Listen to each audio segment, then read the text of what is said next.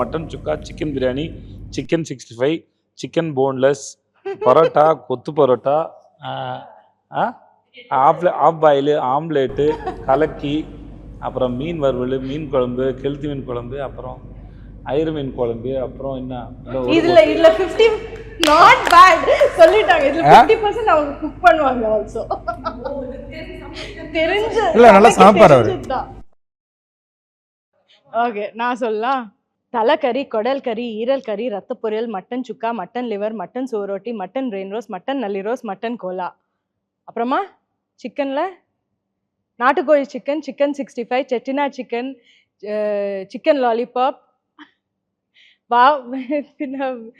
ஐர மீன் குழம்பு, நெய் மீன் குழம்பு, விரால் மீன் குழம்பு, முதல் மரியாதை கெளுத்தி மீன் குழம்பு, வாவல் ரோஸ், நெத்திலி ரோஸ், பெப்பர் மீன் போன்லெஸ். அப்புறமா இருந்தது என்னது புறா சாப்ஸ். அவங்க மதுரையில வாங்கி சாப்பிட்ட ஐட்டம் பூரா சொல்றாங்க உங்களுக்கு. நான் வெஜிடேரியன், நான் இதெல்லாம் சாப்பிடல. பட் யா ஆமா அதான் சொல்றேன். அவங்க சமைச்சு நான் வந்து வெயிட்ரஸ் ஆர்டர் எடுத்து நான் வந்து இதெல்லாம் சொல்ல முடியும். ஆனா ஒண்ணு நிச்சயங்க, இந்த படம் பார்க்கும்போது கேன்டீன்ல வந்து பயங்கரமா கூட்டம் இருக்கும்.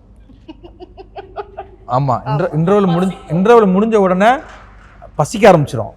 எப்படா இன்டர்வல் வாங்கி சாப்பிடலாங்கிற ஒரு பயங்கர மதுரை குசின் சாப்பிட ஒரு அது பயங்கரமா இருக்கும்.